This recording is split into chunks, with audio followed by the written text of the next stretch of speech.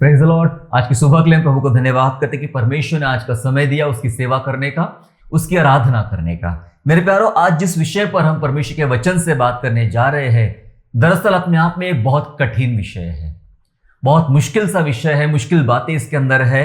मैं इसलिए इसको मुश्किल कह रहा हूं कि ये बातें, जिस विषय पर आज हम बात करेंगे, ये बातें बहुत सारे लोगों को स्वीकार करना या उसके अनुसार करना थोड़ा कठिन जान सकता है।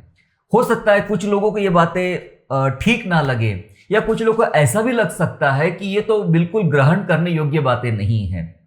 लेकिन फिर भी ये तो परमेश्वर का वचन है और ये बहुत ही खास मकसद है परमेश्वर के वचन का, जो अपने कलीसिया से, अपने लोगों से परमेश्वर आज बात करना चाहता है। और आज जिस विषय पर हम बात करने जा रहे हैं वो विषय है परमेश्वर प्रार्थना का उत्तर कब देता है। जी हाँ, कब देता है, इस बात पर हम बात करेंगे। और इसीलिए मैंने कहा कि ये थोड़ा सा जटिल सा विषय है, कठिन सी बातें हैं। अगर आज आप ये विषय सुनना चाहते हैं, इस पर मनन करना चाहते हैं, और मैं जानता हूं कि सारी बातें समझने के बाद एक कठिनाई सी आपको लगेगी, सवाल निर्माण होंगे, लेकिन आइए हम पवित्र आत्मा की मदद मांगे कि पवित्र आत्मा हमारी सहायता करे और उसी सहायता से हम प्रभु के वचन को जैसा है वैसा हम सीख सके और समझ सके। आइए हम मिलकर प्रभु से अनुग्रह मांगे। स्वर्गीय पिता, यीशु मसीह के नाम से आपका धन्यवाद करते प्रभु जी। आइए पिता परमेश्वर हमारे बीच में आइए, और प्यारे पिता इस विषय को कि परमेश्वर प्रार्थना का उत्तर कब देता है, इस बात को सीखने समझने के लिए हमारी बुद्धि खोलिए, मन खोलिए, समझ खोलिए पिता परमेश्वर, और पवित्र आत्मा हमारी सहायता कीजिए। धन्यवाद करते हैं हम सभी सुनने वालों की प्रभु जी, आप आंखें, कान और हृदय खोलिए, अपनी महिमा कराइए। धन्यवाद के साथ प्रभु यीशु मसीह के नाम से प्रार्थना करते हैं, आमीन। प्यारो, आज हम सीखने जा रहे हैं परमेश्वर प्रार्थना का उत्तर कब देता है। जी हां, दरअसल हम प्रार्थनाएं तो कभी भी कर सकते हैं। सुन लीजिएगा, जब हम तो प्रार्थनाएं कभी भी कर सकते हैं, लेकिन परमेश्वर उस प्रार्थना का उत्तर अपने ही समय पर देता है, अपने ही समय पर देता है। और मेरा मानना यह है कि परमेश्वर जल्दबाजी नहीं करता उत्तर देने में, और परमेश्वर देरी भी नहीं करता उत्तर देने में। परमेश्वर को जब सही समय लगता है, जो समय उचित होता है, उसी उचित समय पर परमेश्वर अपने भक्तों की प्रार्थना का उत्तर देता है। परंतु ऐसा है कि प्रत्येक विश्वासियों के साथ यह सवाल जुड़ा ही रहता है। कभी ना कभी, कहीं ना कहीं ये सवाल विश्वासियों के मन में आते रहता है कि परमेश्वर मेरी प्रार्थना का उत्तर क्यों नहीं दे रहा, या परमेश्वर मेरी प्रार्थना का उत्तर कब देगा। इतने महीने चले गए, इतने सप्ताह चले गए, इतने दिन चले गए, मैंने ये किया, मैंने वो किया, मैंने ऐसा किया, लेकिन उसके बावजूद भी पता नहीं क्यों परमेश्वर मेरी प्रार्थना का जवाब कब देगा। बहुत सारे विश्वासी, और मैं कहूंगा कि प्रत्येक विश्वासी के साथ ये बात लगी रहेगी, और कभी ना कभी, कहीं ना कहीं ये सवाल उनके मन में आया ही होगा कि परमेश्वर प्रार्थना का उत्तर कब देता है। इसलिए मैंने कहा कि हम तो प्रार्थना कभी भी कर सकते हैं, लेकिन परमेश्वर का जवाब उसके अपने समय पर आता है। अच्छा, एक बात यह भी निकलती है कि परमेश्वर का उत्तर देने में समय लेने का कारण क्या है, क्यों इतना समय लेता है। कभी कभी कुछ प्रार्थनाएं बहुत जल्दी हमारे सुनाई जाती है या उसका उत्तर मिलता है, और कुछ प्रार्थनाओं के लिए कई महीने लग जाते हैं। कईयों की गवाहियां मैं सुनता तो पता चलता है कई साल लग गए, बहुत सारी प्रार्थना के उत्तर आने में कई वर्ष लग गए। तो कई बार हम समझते हैं कि परमेश्वर प्रार्थना का उत्तर देने में देरी क्यों करता है, या फिर समय क्यों लेता है। देरी शब्द सही नहीं रहेगा, समय क्यों लेता है, समय लेने का कारण क्या है। मैं कुछ कारणों को अपने अनुभवों से और बाइबल के अध्ययन से जो मैं सिखाऊं, समझाऊं, वही बातों को मैं आपके सामने रखना चाहता हूं। इसलिए परमेश्वर प्रार्थना के उत्तर में समय लेता है, ताकि हम धीरजवंत बने। जी हां, हमारे अंदर एक धीरज निर्माण हो। धीरज को अपना काम करने के लिए, या धीरज की प्रॉपर तैयारी के लिए परमेश्वर ऐसा करता है कि हमें अपना समय लेता है जवाब देने में। हम धीरे धीरे धीरज धरते हैं। हमें लगता है कि मैंने आज मांगा और अभी मिल गया, तो हमारे पास धीरज क्या होता है, धीरज कैसे रखना होता है, ये बात हम नहीं सीख पाएंगे, नहीं समझ पाएंगे। इसलिए परमेश्वर हमें धीरजवंत बनाने के लिए समय लेता है। परमेश्वर इसलिए भी समय लेता है ताकि हम निर्भरता सीखें, परमेश्वर पर निर्भरता सीखे, डिपेंड होना सीखे परमेश्वर के ऊपर में। मेरे प्यारो, कई बार हम खुद के ऊपर निर्भर होते हैं, खुद ही की चीजों के ऊपर निर्भर होते हैं। लेकिन जब हम प्रार्थना करते प्रभु के सामने और परमेश्वर उस उत्तर देने में समय ले रहा है, इसका यह मतलब है प्रभु सिखाना चाह रहा है खुद पर निर्भर होना छोड़ दे।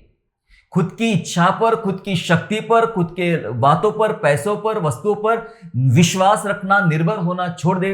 मुझ पर निर्भर हो जा। और वो निर्भरता आने के लिए कई बार हमें समय लगता है। अगर मैं कुछ बातों को समझूं तो ये बात ये होती है कि परमेश्वर समय नहीं लेता है, समय तो हमारी वजह से लग जाता है। जी हां, समय हमारी वजह से लग जाता है परमेश्वर को उत्तर देने में, क्योंकि कई बार हमारे अंदर धीरज निर्माण नहीं हुआ है, या हम लोग निर्भरता नहीं सीखे, परमेश्वर निर्भर होना हम लोग नहीं सीखे हैं। और इसलिए भी परमेश्वर देरी करता है या समय लेता है ताकि हम खुद की अयोग्यता को जाने। जी हां, खुद की अयोग्यता को जाने। यदि योग्य होते तो आप खुद ही वो काम कर लेते। जो काम आप करना चाह रहे हो, जिस बात के लिए हम प्रार्थना कर रहे हैं, अगर आप योग्य होते तो आप खुद ही कर सकते थे। लेकिन जब आपको यह पता लगता है कि मैं इस काम को नहीं कर पा रहा हूं, यह काम करने मुझे देरी लग रही है, और ये चाहे मैं कैसा भी क्यों ना कर लूं, मैं इस काम को नहीं बदल सकता, तो तब हमें एक बात समझ में आती। कौन सी? और वो बात यह है कि प्रभु मैं कितना अयोग्य हूं, मैं कितना अयोग्य हूं। जी हां, जब हम प्रार्थना में आते हैं ना, तब ये बात समझ में आती कि मैं अयोग्य हूं। हमें हमारी अयोग्यता को समझने का मौका मिलता है, इसलिए परमेश्वर समय लेता है। यशाया जब परमेश्वर की बुलाहट उसके जीवन में आने की थी, और तब वो परमेश्वर के मंदिर में जाता है, और तब वो एक बात महसूस करता है कि मैं तो अयोग्य इंसान हूं, अशुद्ध होठ वाले लोगों के बीच में रहता हूं। जी हां, हम अयोग्य जानना शुरू कर देते हैं या समझना शुरू कर देते हैं, और ये प्रभु चाहता ही है कि हम इस बात को समझ ले कि तुम अयोग्य हो। इसलिए भी वो कई बार समय लेता है। और अगली बात जो ये है कि परमेश्वर के वायदे सच होते हुए हम देखें, इसलिए परमेश्वर समय लेता है। जो वादा उसने परमेश्वर ने अपने वचन में किया है, वो वादा सत्य कैसा होता है, कितना सच है, इसको समझने के लिए भी टाइम लग जाता है। और प्रभु चाहता है कि आप अपनी आंखों से उन वादों को देखें पूरे होते हुए। इसलिए परमेश्वर कई बार प्रार्थना का उत्तर देने में कई बार समय लेता है। आइए इन्हीं सब बातों को आज बहुत विस्तार पूर्वक समझने का प्रयास करेंगे कि परमेश्वर प्रार्थना का उत्तर कब देता है। जी हां, कब देता है। ये कब के ऊपर मैं ज्यादा फोकस करूंगा, क्योंकि ये बहुत लंबा विषय है, बहुत सारी बातें हैं, लेकिन मैं चंद कुछ बातें निकालकर मैं आपके सम्मुख आज रखना चाहता हूं। और परमेश्वर ने मौका दिया तो इसके दूसरे भाग की तरफ भी हम आगे बढ़ेंगे, जानेंगे कि परमेश्वर प्रार्थना का उत्तर कब देता है। इस बात को समझने के लिए हमें कुछ उदाहरणों के साथ भी चलना पड़ेगा और कुछ वचनों के साथ चलना पड़ेगा। मेरे साथ निकालेंगे दानियल नबी की पुस्तक, निकालेंगे अध्याय 9 और वचन 22 और वचन 23। Daniel chapter 9 and verse 22 and 23। 9वें अध्याय का 22 और 23 वचन इस प्रकार कहता है, उसने मुझसे कहा, हे दानियल, मैं तुझे बुद्धि और प्रवीणता देने को अभी निकल आया हूं। जब तू गिड़गिड़ाकर विनती करने लगा तब ही इसकी आज्ञा निकली, इसलिए मैं तुझे बताने आया हूं, क्योंकि तू अति प्रिय ठहरा है। इसलिए उस विषय को समझ ले और दर्शन की बात का अर्थ बूझ ले। दरअसल यह बात जिब्राइल स्वर्गदूत के द्वारा दानियल से कही जा रही है। दानियल कुछ विशेष बात के लिए एक विशेष प्रार्थना करने बैठा है। जी हां, विशेष प्रार्थना, ट्रेडिशनल प्रार्थना की बात नहीं है। ट्रेडिशनल प्रार्थना क्या है? हम सुबह उठते, प्रभु आपको धन्यवाद, रात भर नींद दिया, थैंक यू जीसस। खाना खाने बैठे, खाने के लिए हम प्रार्थना करते हैं, प्रभु खाने पर आशीष दीजिए, आमीन। जी हां, ये ट्रेडिशनल प्रार्थना होगी। लेकिन जो एक विशेष प्रार्थना होती है, महत्वपूर्ण प्रार्थना होती है, वो प्रार्थना ऐसी नहीं चलती है। उस प्रार्थना के लिए जो मुख्य बात यह बताई जा रही है, और वो बात के लिए दानियल बैठा, और उस मुख्य प्रार्थना के लिए, मुख्य विषय के लिए बैठा, तो बाइबल कह रही है कि दानियल ने गिड़गिड़ाया। दानियल प्रार्थना में गिड़गिड़ाया।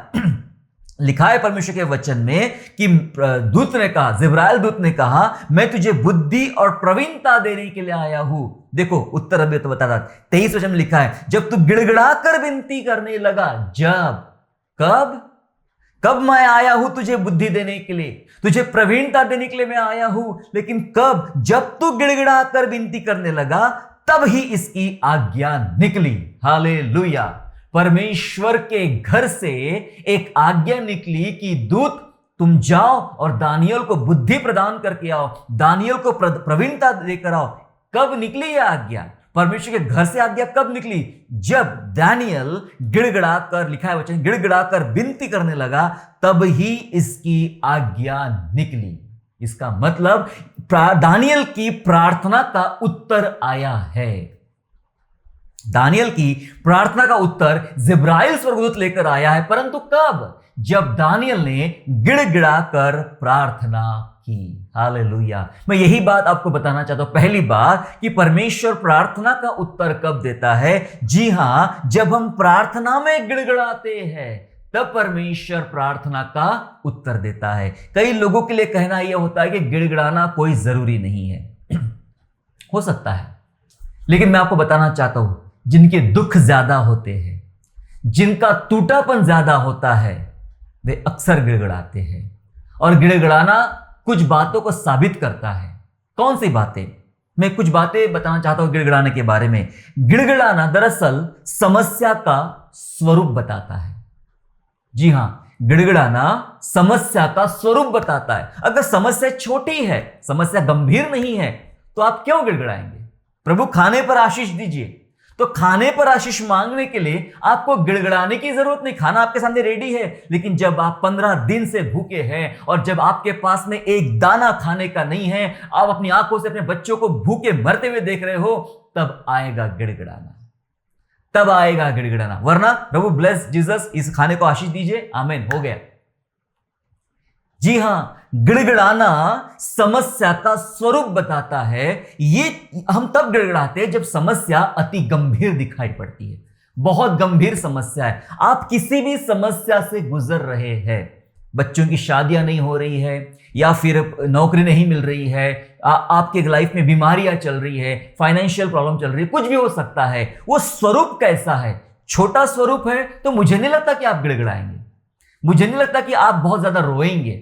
बस बैठेंगे, प्रभु आपको आशीष देना है, दे सकते तो दीजिए, वरना मैं ही कुछ कर लूंगा। कई बार ऐसा हम कर लेते हैं। जी हां मेरे प्यारो, जब आप गिड़गिड़ाते हो तो समस्या का स्वरूप, प्रभु मेरी समस्या बड़ी गंभीर है, मुश्किल है, कठिन है, तब आदमी घुटने टेकता है, तब परमेश्वर के सामने गिड़गिड़ाता है। इसलिए गिड़गिड़ाना जरूरी है। गिड़गिड़ाना समस्या का स्वरूप बताता है। गिड़गिड़ाना हमारा टूटापन बताता है। मैं कितना टूट चुका हूं, वो गिड़गिड़ाने में पता चलता है कि मैं कितना टूट चुका हूं। जब आप टूटते नहीं ना, तब नहीं रोते हैं, तब नहीं गिड़गिड़ाते हैं। जी हां, तब नहीं गिड़गिड़ाते। मुझे किसी ने कहा था कि भाई ये आप हमेशा सिखाते हो प्रार्थना में रोना चाहिए, प्रार्थना में गिड़गिड़ाना चाहिए, क्या जरूरत है? प्रभु ने सब पूरा कर दिया पहले से ही, अब हमें कुछ रोने धोने की जरूरत नहीं है, गिड़गिड़ाने की जरूरत नहीं है, बस प्रार्थना करो, बात खत्म। जी हां, शायद आपके लिए ऐसा ही होगा, लेकिन परमेश्वर जिससे प्यार करता है उनके लिए रास्ता इतना आसान नहीं होता है। मैं बता देना चाहता हूं, परमेश्वर जिन लोगों से बेहद प्यार करता है उन लोगों के लिए रास्ता इतना आसान नहीं होता है। उन लोगों को बहुत कठिनाई से गुजरना पड़ता है, तकलीफों से गुजरना पड़ता है। परमेश्वर कहता है मैं तुम्हें अपनी संतान बनाऊंगा, तुम्हें ताड़ना से भी गुजरना पड़ेगा। परमेश्वर जिसको अपनी संतान बनाता है उससे कोड़े भी लगाता है। जी हां, बहुत मुश्किल से गुजरना पड़ेगा, बड़ी बड़ी बीमारी से आपको गुजरना पड़ना हो सकता है। वे लोग जो जिससे परमेश्वर बहुत प्यार करता है, अलग अलग प्रकार की मुसीबतें, अलग अलग प्रकार की तंगी, उससे गुजरना पड़ेगा। एकलौता पुत्र परमेश्वर का प्रभु यीशु मसीह, वो कितने तकलीफों से गुजरा, क्या आप जान सकते हैं कि मनुष्य का पुत्र कितने प्रकार की तकलीफों से गुजरा? उसके घर वाले उसका विरोध करते थे, शहर के लोग, गांव के लोग उसका विरोध करते थे, समाज के लोग विरोध करते थे। लोगों ने उस पर तिरस्कार किया, गालियां दिया, ठट्टा उड़ाई, मजाक उड़ाई, क्रूस पर चढ़ा दिया, कपड़े आपस में बांट लिए, उसके मुंह पर थूका गया और बहुत कुछ किया, बहुत कुछ निंदा हुई। ये सारी बातें मनुष्य के पुत्र के साथ लगी हुई थी, यीशु मसीह के साथ लगी हुई थी मेरे प्यारों, और यीशु हृदय से टूटा हुआ था इन सारी बातों को देखते हुए। और जब वो प्रार्थना करता था, उसकी प्रार्थना ऐसी आती थी, जब आप देखिएगा किस प्रकार वो यूहन्ना के 17 अध्याय में प्रार्थना करता है। बाइबल तो ये भी बताती है कि जब वो प्रार्थना कर रहा, उसका पसीना खून बनकर गिर रहा है, इतना भीतर से टूटापन है। इतना गिड़गिड़ा रहा है कलीसिया के लिए, अपने शिष्यों के लिए, आपके लिए और मेरे लिए। यीशु मसीह गिड़गिड़ा रहा है, पिता से प्रार्थना कर रहा है, हे पिता, हे पिता, हे पिता। जी हां मेरे प्यारो, गिड़गिड़ाना हमारा टूटापन बताता है। अगर आप टूटे हो तो आपका टूटापन आपके गिड़गिड़ाने में दिखाई पड़। जिस प्रकार हन्ना रो रही, मंदिर में बैठकर रो रही है, दुआ कर रही है ना, और एलियाजर को ऐसा लगता है कि शराब पीकर आई है और इसलिए रो रही है, पर वो टूट चुकी थी मेरे प्यारो, टूट चुकी थी। उसका टूटापन उसकी प्रार्थना में दिखाई पड़ता था, उसका मुंह हिलता था, शब्द सुनाई नहीं आ रहा, उसको टूट चुकी थी। वो गिड़गिड़ा रही थी, प्रभु मुझे एक संतान दे, मैं तुझे उसको अर्पण कर दूंगी, लेकिन मेरे माथे पर जो कलंक लगा है उसे आप दूर कर दीजिए। मैं आपको बताना चाहता हूं मेरे प्यारो, टूटापन दिखाता है हमारा गिड़गिड़ाना। गिड़गिड़ाने में उत्तर पाने की अभिलाषा दिखाई देती है। जी हां, आप बहुत अभिलाषी हो उत्तर पाने के, प्रभु कुछ भी कर, कैसा भी हो, लेकिन मुझे उत्तर चाहिए। आप गिड़गिड़ा रहे हैं। छोटे बच्चों को देखा है आपने, उन्हें अगर कोई चीज लेना है, खरीदना है, आप बाजार में गए और बच्चे ने आइसक्रीम देख लिया या और कोई खिलौना देख लिया और उसने कहा, सोचा कि ये मेरे पास होना चाहिए, मुझे इसको खाना है, मुझे इसको पाना है, वो गिड़गिड़ाएगा अपने माँ बाप के पास में, कुछ कैसा करेगा, वो रोड पे बैठ जाएगा, कपड़े उतारेगा, पता नहीं जोक, पता नहीं क्या क्या कर, छोटे बच्चे बहुत कुछ करेंगे, तब तक नहीं छोड़ेगा जब तक उसकी मम्मी, उसके पापा उसको वो आइसक्रीम या जो भी कुछ मांग रहा है वो उसको लेकर ना दे दे। वो इतना क्यों कर रहा है? ऐसा पहले कभी व्यवहार नहीं किया, पर आज ऐसा व्यवहार में बदलाव क्यों आया? क्योंकि वो बच्चा ये सोच रहा है चाहे कुछ भी हो, ये आइसक्रीम मेरे हाथ से नहीं जाना चाहिए, ये खिलौना मेरे हाथ से नहीं जाना चाहिए, उसे किसी भी हाल में उसको पाना है, इसलिए वो ऐसी हरकतें कर रहा है अपनी मम्मी पापा के पास में। मैं कलीसिया से पूछना चाहता हूं, क्या कलीसिया अभिलाषी है उत्तर पाने में? प्रभु जैसा भी हो, कुछ भी करो, लेकिन मुझे तो जवाब चाहिए। और आप पागलों के समान गिड़गिड़ा रहे हैं परमेश्वर के चरणों में, गिड़गिड़ा रहे प्यारो। गिड़गिड़ाने में उत्तर पाने की अभिलाषा दिखाई पड़ती है, इसलिए जरूरी है गिड़गिड़ाना। और दानियल जिस घड़ी गिड़गिड़ाया, लिखा है कि उसी घड़ी उसके लिए आज्ञा निकली प्रभु के घर से कि जाओ और दानियल को बुद्धि और प्रवीणता देकर आओ। उसी घड़ी लिखा है जब उसने गिड़गिड़ाया। ये नोटिस करने जैसा वचन है मेरे प्यारो। मैं आपको बताना चाहता हूं कि गिड़गिड़ाने में ही प्रार्थना का उत्तर है। गिड़गिड़ाने में आपकी प्रार्थना के भीतर आपकी सुरक्षा है मेरे प्यारो। इसलिए कब देता है उत्तर? जब आप गिड़गिड़ाते। एक वचन और पढ़ेंगे हम लोग, यिर्मयाह नबी की पुस्तक में चलेंगे। यिर्मयाह नबी की पुस्तक अध्याय 31 और वचन 9। यिर्मयाह चैप्टर 31 एंड वर्स 9। 31 अध्याय का 9 वचन ऐसा कहता है, वे आंसू बहाते हुए आएंगे और गिड़गिड़ाते हुए मेरे द्वारा पहुंचाए जाएंगे। मैं उन्हें नदियों के किनारे किनारे से और ऐसे चौरस मार्ग से ले आऊंगा जिसमें वे ठोकर न खाने पाएंगे, क्योंकि मैं इज़राइल का पिता हूं और एप्रैम मेरा जेठा है। हालेलुया। प्रभु कहता है वचन में कि वे आंसू बहाते हुए और गिड़गिड़ाते हुए मेरे द्वारा पहुंचाए जाएंगे। गिड़गिड़ाते हुए आएंगे, आंसू बहाते हुए आएंगे, और उन गिड़गिड़ाने में, उन आंसुओं में उनकी प्रार्थना का जवाब होगा। और जवाब कैसा मिलेगा? लिखा है, मैं नदी के किनारे किनारे चौरस मार्ग में ले आऊंगा और कभी ठोकर नहीं खाने पाएंगे। उत्तर आया, नदी के किनारे परमेश्वर ले गया, चौरस मार्ग में परमेश्वर ले गया, ठोकर खाने नहीं दिया।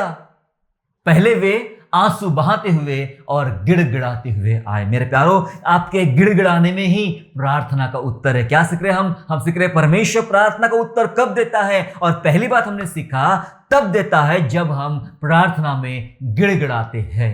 दूसरी बात को जल्दी सीखेंगे कि परमेश्वर प्रार्थना का उत्तर कब देता है। जी हां, इसके लिए चलेंगे हम लोग भजन संहिता अध्याय 30 और वचन 5। Psalm chapter 30 and verse 5, जहाँ इस प्रकार लिखा है, उसका क्रोध तो क्षण भर का होता है और उसकी प्रसन्नता जीवन भर की होती है। कदाचित रात को रोना पड़े परंतु सवेरे आनंद पहुंचेगा। वचन कहता है कदाचित रात को रोना पड़े। रोते कब है हम रोते कब है? मैं बताऊं, जब हम हार जाते हैं। जब हम हार जाते हैं तब हम रोते हैं। जी हां, उसके पहले रोना नहीं आता है, उसके पहले आंसू नहीं बहते हैं मेरे प्यारो। हार जाने का मतलब क्या है? जब आपने अपने प्रयास आप कर चुके, आपको जितना करना था, जो करना था आप कर चुके, लेकिन उसके बावजूद भी कोई हल नहीं निकल रहा है, कोई रास्ता निकल नहीं रहा है और आप हार रहे हो, आप हार गए हो। और जब आप हार गए हो तो रोना शुरू कर देते हो। लिखा है वचन में, जब हम रोते हैं, रात को रोना पड़े लेकिन सुबह आनंद पहुंचेगा। इसका यह मतलब है जब रोने का समय निकल जाएगा तब परमेश्वर आपके जीवन में आनंद पहुंचाएगा, उत्तर पहुंचाएगा, आपकी हंसी पहुंचाएगा। इसका अर्थ यह है कि परमेश्वर प्रार्थना का उत्तर कब देता है? तब जब हम हार जाते हैं।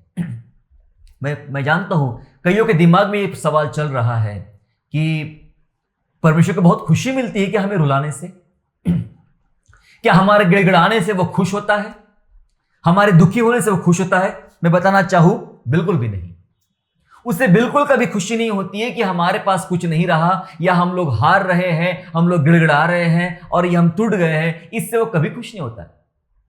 लेकिन वो इस बात से बहुत खुश होता है कि उसे ये पता है कि जब हम हार रहे हैं, इसका ये मतलब है कि परमेश्वर की जीत हो रही है। जी हां, मनुष्य की हार हो रही है तो परमेश्वर की जीत हो रही है। ये कैसा वचन है, ये कैसी बात है? वो चाहता है कि हम हारे इस संसारिक जीवन में, संसारिक दुनिया में हम हारे, जिससे कि परमेश्वर की जीत हो। इसका मतलब प्रभु चाहता है कि उस भेदों को वो जान ले, जो आत्मिक कारण है, आत्मिक भेद है, उसको हम लोग जान ले। जब हम इजराइलियों के बारे में बात करें तो इजराइलियों के बारे में लिखा है, व्यवस्था 8 में ऐसा लिखा गया है कि परमेश्वर कहता, मैंने तुझे भूखा भी होने दिया, मैंने तुझे भूखा भी होने दिया, और भूखा होने के बाद मन्ना खिलाया आसमान से मन्ना खिलाया, ताकि तू समझ सके कि मनुष्य सिर्फ रोटी से नहीं जिंदा रहता है, लेकिन परमेश्वर के मुंह से निकलने वाले वचनों से जिंदा रहता है। इसका यह मतलब है मेरे प्यारो कि परमेश्वर चाहता है कि हम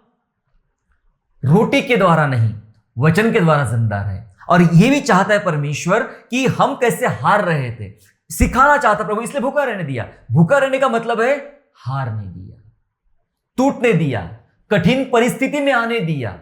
जब आपको भूख लगी और आप दर दर भटक रहे हो कि खाना कहां से मिलेगा, खाना कहां से मिलेगा, खाना कहां से मिलेगा, तब तो परमेश्वर ने आसमान से मन्ना गिराया और कहा, देख मैंने कहा और खाना मिला, मेरे मुंह से बात निकली और तेरे लिए खाना मिला। लेकिन तू सीखेगा कैसे? परमेश्वर पर निर्भर होना। तू सीखेगा कैसे? आत्मिक तरीके क्या है कि हम कभी भी संसारिक चीजों से नहीं जीते हैं, हम परमेश्वर के मुंह से निकलने वाले वचन से जीते। ये बात को सिखाने के लिए परमेश्वर ने इजराइलियों को हारने दिया और प्रभु अपनी बात सिखाने के लिए मन्ना गिरा के साबित किया। यह है परमेश्वर का तरीका। जी हां, जब हम हार जाते, कदाचित रात को रोना पड़े। हारना बहुत जरूरी है मेरे प्यारो। आपकी प्रार्थनाओं के उत्तर तब तक नहीं आ पा रहे जब तक आप अपने अंदर हार को महसूस नहीं करते हो, एक टूटेपन को महसूस नहीं करते हो, पराजय को महसूस नहीं करते हो, तब तक आपके उत्तर नहीं आते। मनुष्य की हार में ही परमेश्वर की जीत है मेरे प्यारो। जब हम अपना बल खो देते हैं, कब देता है प्रभु उत्तर? जब हम हार जाते हैं, जब हम अपना बल खो देते हैं और हम असहाय महसूस करना शुरू कर देते हैं, तब हम हार जाते हैं और तब परमेश्वर प्रार्थना का उत्तर देता है। जी हां, अपना बल खो देते हैं। इसका यह मतलब है कि आपको जो करना था आप कर चुके हैं, या फिर आप अपनी असहाय, मेरे पास कोई मदद नहीं है, मेरे पास कुछ भी नहीं, मैं हार रहा हूं। 38 साल का रोगी क्या कहता है प्रभु को? मेरे पास कोई नहीं है जो मुझे उस पानी में उतारे, मेरे जाने से पहले दूसरे लोग चले जाते हैं और मैं 38 साल से यही बैठा हूं, असहाय हूं मैं, मेरे पास कोई नहीं, मेरी कोई मदद करने वाला नहीं है। मेरे प्यारो, जब आप असहाय महसूस करते हैं, अपनी शक्ति आप खो देते हो, तब आप हारे हुए महसूस करते हो। और ये वो परिस्थिति है, ये वो स्टेज है जहां आपकी प्रार्थना का उत्तर अब आने वाला है। ये प्रभु का तरीका है मेरे प्यारो। जब तक हम जीतने की बात करते ना, उत्तर रुके रहते हैं। जब हम हारने की बात करते, प्रभु बस खत्म हो गया, मैं हारा महसूस कर रहा हूं, प्रभु कहता है मत डर, मैं तेरे साथ हूं। अब तू डाउन हो गया है, अब तू जीरो हो गया है, अब तू शून्य हो गए, मैं तुझ में अपनी शक्ति भरूंगा। मेरी शक्ति से तुम जीतोगे, तुम अपनी ताकत से नहीं जीतने वाले। इसलिए गिदोन के समय में परमेश्वर नहीं चाहता था कि बहुत सारे लोगों के द्वारा विजय मिले। वो लोगों को छांटता गया और मुट्ठी भर लोगों को लेकर परमेश्वर ने विजय दिलाया, सिर्फ यह बताने के लिए कि तुम्हारी ताकत से विजय नहीं है, विजय मेरी वजह से है। हालेलुया। असहाय महसूस करते मेरे प्यारो, हम जब टूट जाते हैं, अपना बल खो देते हैं, हार जाते हैं, याद रखो ये वो स्टेज है, अब मेरे प्रार्थना का उत्तर आ रहा है, मेरे दुआओं के जवाब आ रहे हैं। एक वचन पढ़ेंगे, प्रेरितों के काम में चलेंगे। प्रेरितों के काम अध्याय 7 हम निकालेंगे, प्रेरितों के काम अध्याय 7 निकालेंगे और वचन पढ़ेंगे 34, book of act chapter 7 and verse 34। ऐसा लिखा है, मैंने सचमुच अपने लोगों की दुर्दशा को जो मिस्र में है देखी है, और उनकी आह और उनका रोना सुन लिया है। उनकी आह, उनका रोना सुन लिया है, इसलिए उन्हें छुड़ाने के लिए उतरा हूं। अब आ, मैं तुझे मिस्र में भेजूंगा। दरअसल ये बात परमेश्वर ने मूसा से कही। मूसा का चुनाव जिस समय के ये बात कही, और कब परमेश्वर ने प्रार्थना का उत्तर दिया, इजरायलियों की प्रार्थना कब सुनी। ऐसा लिखा है, मैंने लोगों की दुर्दशा जो मिस्र में हो रही थी वो मैंने देखा हूं। कितने साल लग गए उनको, इजरायलियों को, और इतने सालों के दौरान उनकी बहुत दुर्दशा हुई। लिखा है, उनकी आह निकलती गई, उनका रोना परमेश्वर सुन रहा था।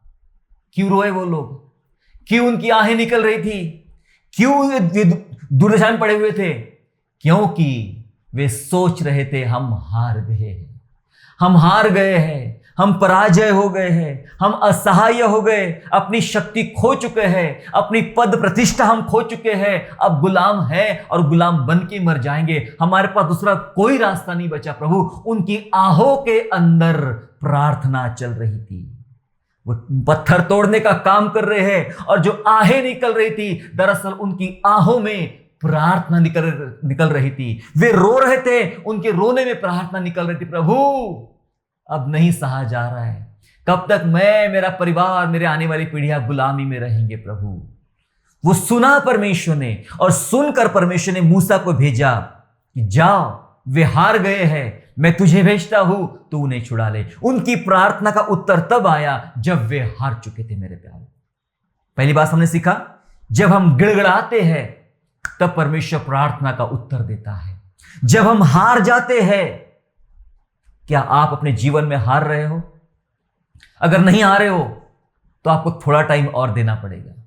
उस महसूस करना पड़ेगा कि मेरी ताकत से मैं कुछ नहीं कर सकता, मेरी शक्ति से मैं कुछ नहीं कर सकता। आपको हारना पड़ेगा, तब आपकी दुआओं के जवाब आएंगे, प्रार्थनाओं के जवाब आएंगे। इससे प्रभु खुश नहीं होता कि आप पर तकलीफें आई है, लेकिन इस बात से खुश होता कि इस माध्यम से आपने परमेश्वर के भेदों को समझ लिया है, आत्मिक कारणों को, आत्मिक विषयों को समझ लिया है। इसलिए प्रभु खुश होता कि ये है परमेश्वर के राज्य की संतान। हालेलुया। तीसरी बात जल्दी पढ़ेंगे, समाप्त करेंगे हम लोग, कि परमेश्वर प्रार्थना का उत्तर कब देता है? कब देता है? जब हमारे सोर्सेस यानी स्रोत खत्म हो जाते हैं। जी हां, जब हमारे सोर्सेस या हमारे स्रोत जो होते हैं वो खत्म हो जाते हैं, तब परमेश्वर प्रार्थना का उत्तर देता है। हमारा प्रभु भी बहुत अद्भुत परमेश्वर है, बहुत अलग तरीके हैं परमेश्वर के प्रार्थना के जवाब देने के। और ये जो तरीके बताए मैंने बताए, ये बहुत कठिन तरीके हैं, ये बहुत गंभीर अवस्था है प्रार्थना के जवाब पाने की। इसलिए मैंने पहले कहा कि शायद आपको मुश्किल जाएगा इस बात को समझना, लेकिन पवित्र आत्मा की हम मदद मांग चुके हैं, और आज पवित्र आत्मा मदद करेगा इस बात को समझाने के लिए कि जब हमारे सोर्सेस खत्म हो जाते हैं, स्रोत खत्म हो जाते हैं, तब परमेश्वर कैसे काम करता है। निकालिए मेरे साथ में यूहन्ना का सुसमाचार 2 अध्याय और वचन 3, gospel of John chapter 2 and verse 3। ऐसा कहता है, जब दाखरस घट गया तो यीशु की माता ने उससे कहा कि उनके पास दाखरस नहीं रहा। जी हां, सोर्स खत्म हो गए। अब तक मरियम प्रभु यीशु मसीह के पास बिनती लेकर नहीं आई।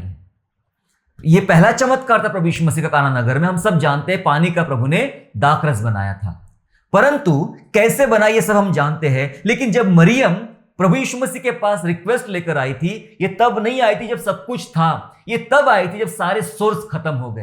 अब बहुत मुश्किल है इस शादी के घर में दाखरस का निर्माण करना, और एंड मौके पर, टाइम पर दाखरस इतना लाना बहुत मुश्किल है। और इसलिए वो प्रभु यीशु मसीह के पास गई कि दाखरस घट गया है, खत्म हो गया है, कुछ करना चाहिए। मैं आपसे विनती करता हूं, मैं आपको समझाना चाहता हूं मेरे प्यारो, हमारी प्रार्थनाएं कैसी होना चाहिए, या मैं ये कह दूं हमारी प्रार्थनाओं के उत्तर कब आते हैं? आपके सोर्सेस जब तक है, स्रोत जब तक है, तब तक कोई जवाब नहीं है। पता है क्यों? अभी भी जेब में पैसा पड़ा हुआ है, इसलिए परमेश्वर भी हाथ बांध के खड़ा है, पहले तेरे जेब का पैसा खर्चा कर ले, फिर मैं दूंगा। परमेश्वर वो पैसा खर्चा करवाना चाहता है। आपके सोर्स अभी भी है, आपके जेब का तो खत्म हो गया, प्रभु अब कैसा, रुक जा, अभी और कहीं रखा है वो भी आने दे। तू जब तक 0 नहीं होगा तब तक तेरी प्रार्थना का जवाब नहीं आएगा।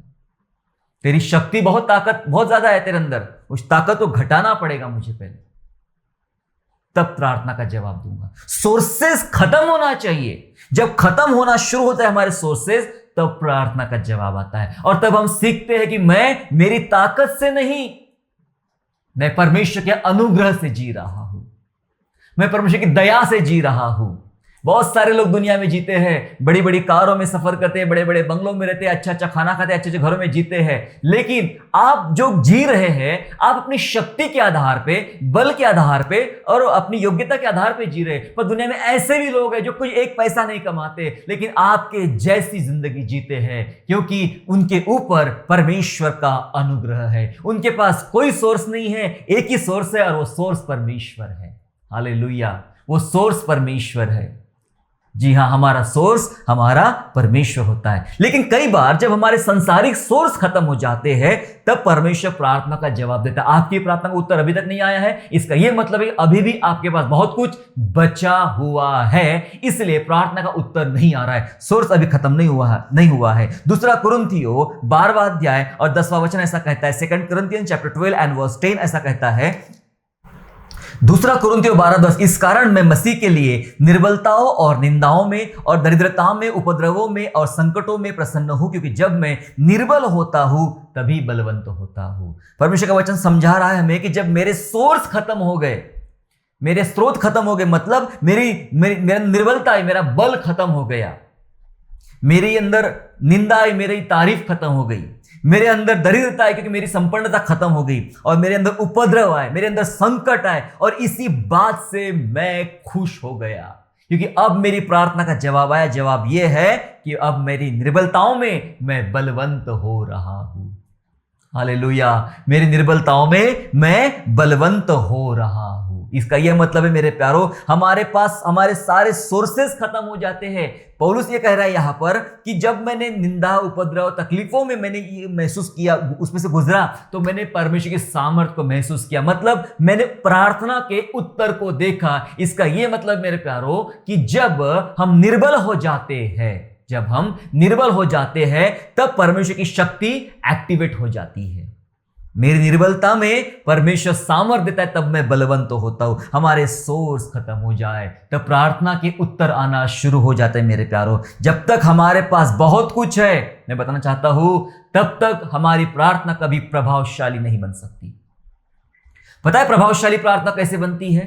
जब हमारे पास बहुत कुछ नहीं रहता है, बहुत कुछ घट जाता है, सोर्सेस नहीं होते, तब हम प्रभावशाली, क्योंकि हमारे पास एक ही रास्ता है, एक ही बात पर हम निर्भर है कि हम परमेश्वर के ऊपर में, सब बातों में, और तब हमारी प्रार्थनाएं प्रभावशाली बनती। मैं बताना चाहता हूं, जब तक बहुत कुछ बचा है तब तक प्रार्थना प्रभावशाली नहीं है। जी हां, और विश्वास की प्रार्थना सोर्स खत्म हो जाने के बाद आती है।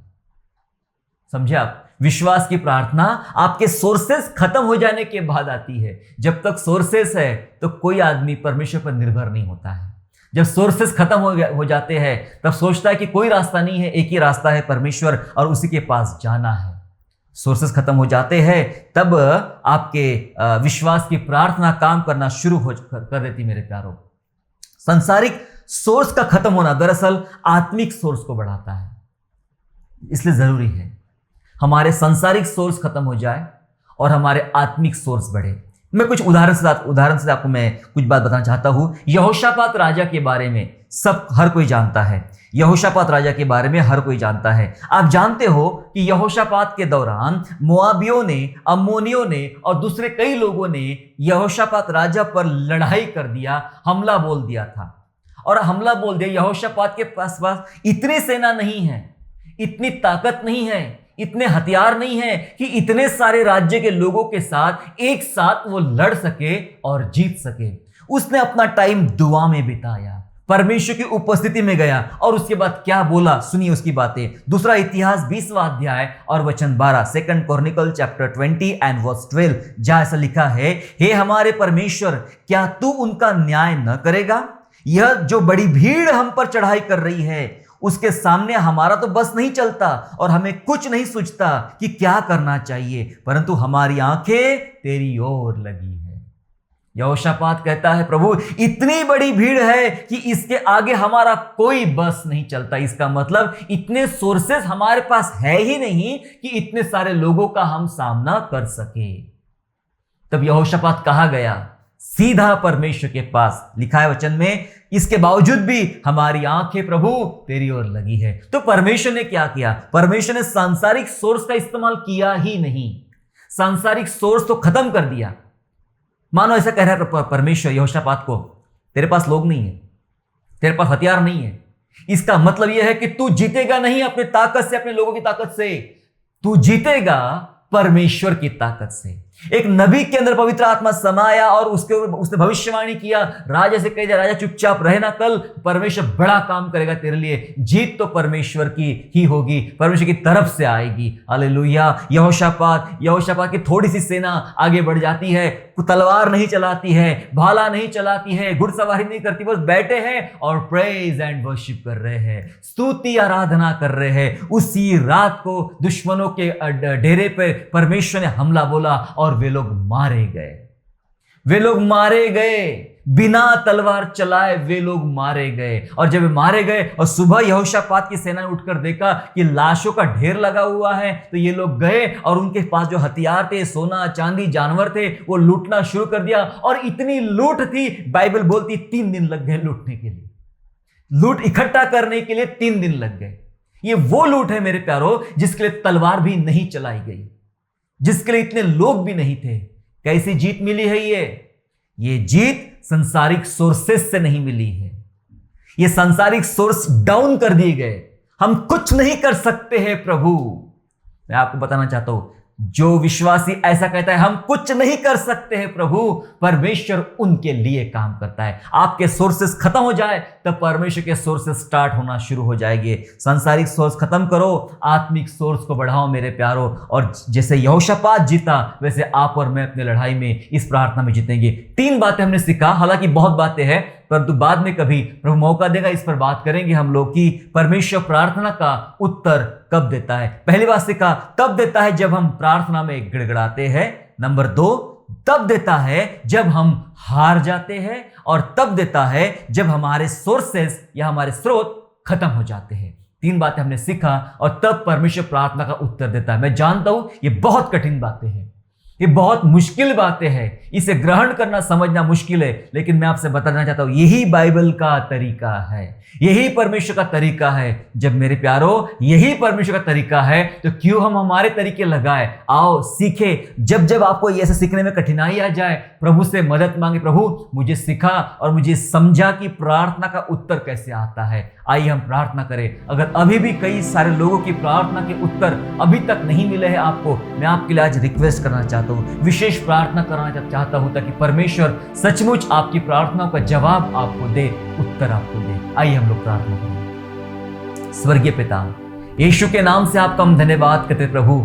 हम जानते कि आप पवित्र परमेश्वर हैं, आपने हमें छुआ, आपने हमें भरा, हम धन्यवाद करते प्रभु। आपके बिना हम कुछ नहीं प्रभु। हमने आज सीख लिया पिता परमेश्वर कि आप प्रार्थना का उत्तर कब देते हो पिता राजा। जो बातें हमने सीखा ये जरूर कठिन बातें हैं, लेकिन प्यारे पिता ये सब बातों से गुजरने के लिए, करने के लिए हमारी अगुवाई कीजिए, हमें शक्ति और बल दीजिए पिता। प्रभु हमारा गिड़गिड़ाना कभी समाप्त ना हो प्रभु। प्रार्थना में जितना हम गिड़गिड़ाएंगे परमेश्वर प्रार्थना में उत्तर देने वाला है। हमें सिखा दुआ में गिड़गिड़ाना पिता परमेश्वर। प्यारे पिता राजा हमें हारना भी सिखा पिता। जब हम संसारिक रूप से हार जाएंगे, अपने जीवन में तमाम बातों से हार जाएंगे पिता राजा, हम जानते तब आप हमारी प्रार्थनाओं के जवाब दोगे और हमारे लिए उत्तम दरवाजे खोलेंगे पिता। अब तब वो संसारिक हार नहीं होगी, परंतु तब वह परमेश्वर के द्वारा दी जाने वाली जीत होगी हमारे लिए पिता राजा। क्योंकि पिता राजा हम जयवंत से बढ़कर है, इस बात पर हम विश्वास करते हैं। प्यारे पिता हमें ऐसे सीखा, अनुग्रह दे पिता परमेश्वर। जब पिता कई बार हमारे पास हमारे सोर्स होते हैं और सोर्स के माध्यम से पिता परमेश्वर स्रोत के माध्यम से पिता परमेश्वर हम कई बार अच्छी प्रार्थना नहीं करते हैं, प्रभावशाली प्रार्थना नहीं करते हैं, उन प्रार्थनाओं के जवाब नहीं आते हैं। लेकिन प्यारे पिता, अगर आपको लगता है कि हमारे सोर्सेस खत्म हो जाए और उसके बाद आपके सोर्सेस में मिले, तो आप ऐसा ही कीजिए प्रभु जी, और उसके द्वारा हमारी प्रार्थनाओं के जवाब हमें दीजिए यीशु राजा। प्रभु, हम जानते हैं हम सांसारिक बल से नहीं जीत सकते हैं, लेकिन आत्मिक बल से, परमेश्वर की आत्मा से हम सब कुछ कर सकते हैं। अनुग्रह मांगिए यीशु राजा। धन्यवाद करते हैं, आपने हमारी प्रार्थना विनतियां सुना है, और आज तक जितने भाई बहनों के प्रार्थना के जवाब नहीं आए प्रभु, आप उनके जवाब आने में सहायता कीजिए, ताकि प्रभु जी उनका विश्वास बढ़े और प्रभु की तरफ ये अग्रसर बने। धन्यवाद स्तुति करते हैं, धन्यवाद के साथ उद्धार करता प्रभु यीशु मसीह के नाम से प्रार्थना मांगते हैं, आमीन। आशा करता हूँ आज के संदेश के द्वारा आपने आशीष प्राप्त किया है। यदि सचमुच आपने आशीष प्राप्त किया है तो इस संदेश को दूसरों के साथ शेयर कीजिए, और हमारे दूसरे भी संदेशों को सुनने के लिए हमारे चैनल को सब्सक्राइब करें और नोटिफिकेशन के लिए बेल आइकन को दबाइए। और हाँ, यीशु पर विश्वास करना ना छोड़े, वो आपको आशीषमय स्थानों की ओर आगे ले जाएगा। God bless you all.